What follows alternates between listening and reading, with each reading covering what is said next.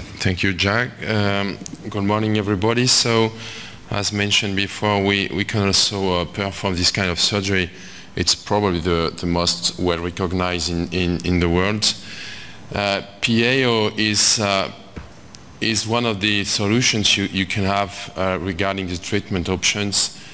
In the past, we can use hip fusion, and as mentioned before by Philippe, in some cases, total arthroplasty is probably the best option. So why a periacetabular osteotomy? If we look at the separation between the two chapters regarding osteotomies, you can use salvage osteotomies. That means that you will provide a contact with the hip capsule, or you can go with the reconstructive. So salvage pelvic osteotomies included chef arthroplasty.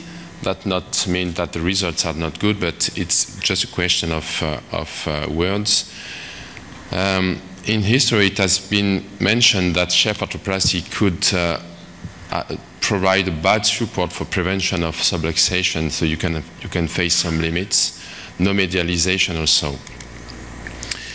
Chiari osteotomy is well developed in France, especially in the north of France, with a friend of mine from Lille still performing this kind of surgery, especially if you have a lateral angle negative.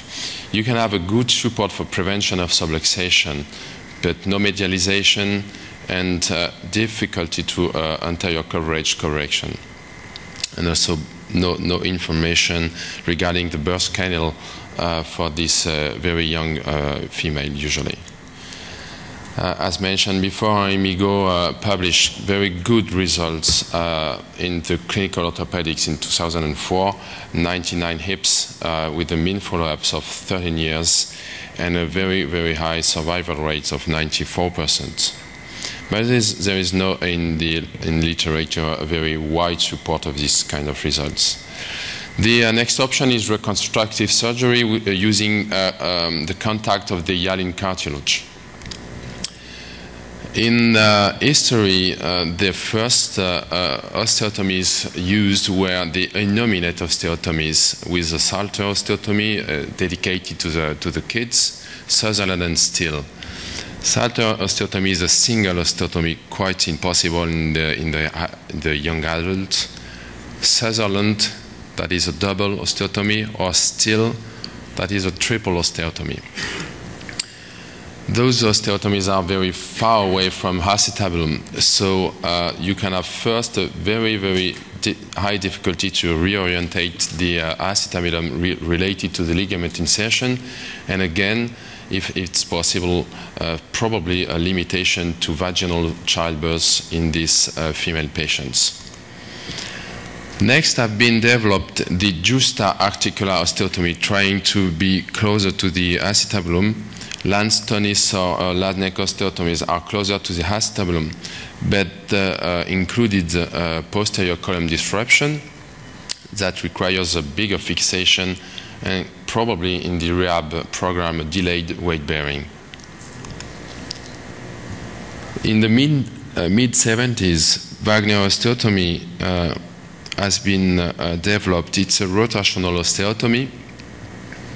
Again, the advantage in green, it's very close to the acetabulum, and there is no posterior column disruption. So it could be regarded as a progress if you look at the past used osteotomies. But again, there are many inconveniences. You have to use special device, a curved osteotomy, and it has been published that you can face in sometimes intra-articular extension of the osteotomy. It's published but very unrecognized and probably not well known in France and in Europe. Rotational osteotomy, especially in Japan, again allows vaginal delivery, but this surgery has been published as very difficult to perform with a double approach, posterior and anterior. That means that you have to reverse your patient during the surgery. Again, limited medialization and it's not possible to include a capsulotomy if you have to perform something on the labrum regarding the problem with the blood supply. Again, in this time in the early millennium, in the early 2002, eccentric osteotomy has been also published. But you have to perform a trochanteric osteotomy and then to pay the post-op rehab program, and the paper of Asegawa showed that the post-op rehab program was very heavy, with a bed rest for 2 weeks, no weight bearing 5 weeks, and sometimes the use of a crutch for at least 6 months. Anyway, the results of this kind of surgery has been published with very good results at the short to mid-term follow-up. So why PAO? PAO has been developed, as you probably know, by Reinhold Ganz. The first case was performed in 1984, and my former chief, Jean-Manuel Bagnac, performed the first case in Marseille just three months after. The aim of this surgery is to have a full liberty of fragment and to allow early weight bearing by the integrity of the posterior column. It allows stability, light fixation with usually 2 to 5 screws. It has been published to be compatible with pregnancy. No problem with acetabular blood supply. It so allows arthrotomy. You can medialize the acetabulum as far as you want, and you can play with the lateral or the anterior or lateral coverage. It's feasible by a single approach, and again, it has been published to do not compromise further THA. So our experience began, as I mentioned you a few minutes ago, in the mid-80s. No very large number of patients for many reasons. We can discuss about that. 33 PAOs, usually for sure young and female patients, and mid to long follow-up. At the beginning of the surgery, it was a conventional Smith-Peterson approach, and it has moved through time. In this published paper, the patients were mainly severe to extreme cases, and as you can see, and probably if you want, as you probably can read in the paper, we have also for sure very good results.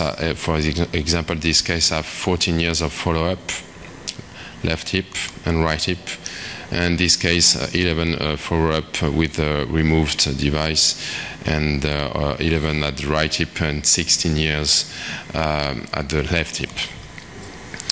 However, the results regarding the survivorship of these patients was only of 78% at 12 years on average, mainly due to early problems.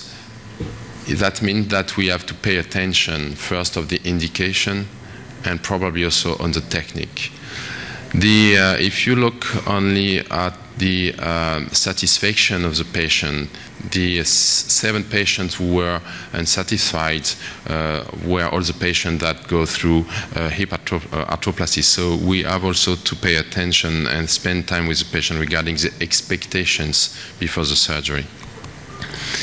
That's why in the 2008, probably, we met these guys, Claes Sobel from Denmark, who published MIS transsartorial PAO approach. The results presented at the AAOS were very impressive. 90 for hips in 2 years.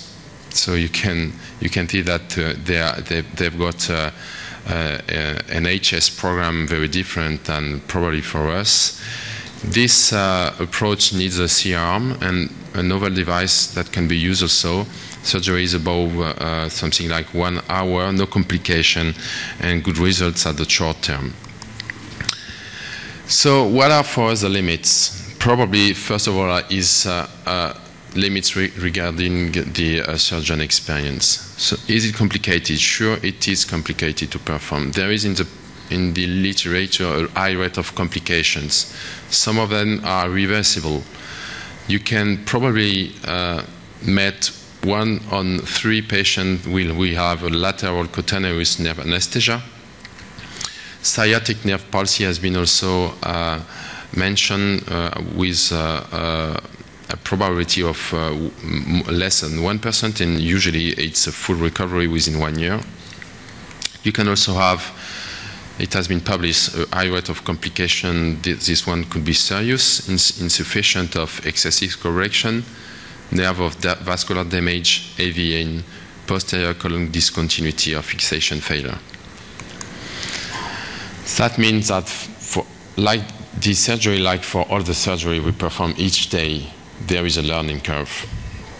The most complicated case we have was the AVN of the acetabulum leading to reconstructive hypertroplasty. It has been published that this complication rate could be lowered by the learning curve. If you pay attention to this paper published by Hussel, 85% were occurred within the first 50 cases on more than 500 cases. 90% of the major complication or failed osteotomy occurred on the 31st hips. Some of the risk failure can be related to the patient also. We published results in the hip journal, and that met those results are equal that you can find in literature published by Wagner Osteotomy. Probably for us, osteoarthritis with a tonus of 2 or 3 is a bad indication. We usually also perform abduction repositioning X-ray. It has been also published that you should avoid this surgery for patients having a bad range of motion. You know the tonus classification. You should perform this kind of abduction repositioning X-rays. This one is good. This one is for us probably bad with the decrease of the joint space. So key to success: patient, degree of the deformity, degree of osteoarthritis, tonus 0 or 1, hip congruency of the abduction X-ray, and age less of 50. That's for us. Good run of motion. And for the surgeon, learning curve. Cadaver lab and surgeon to surgeon learning has to be performed before you make your first case alone in your house. Thank you for your attention.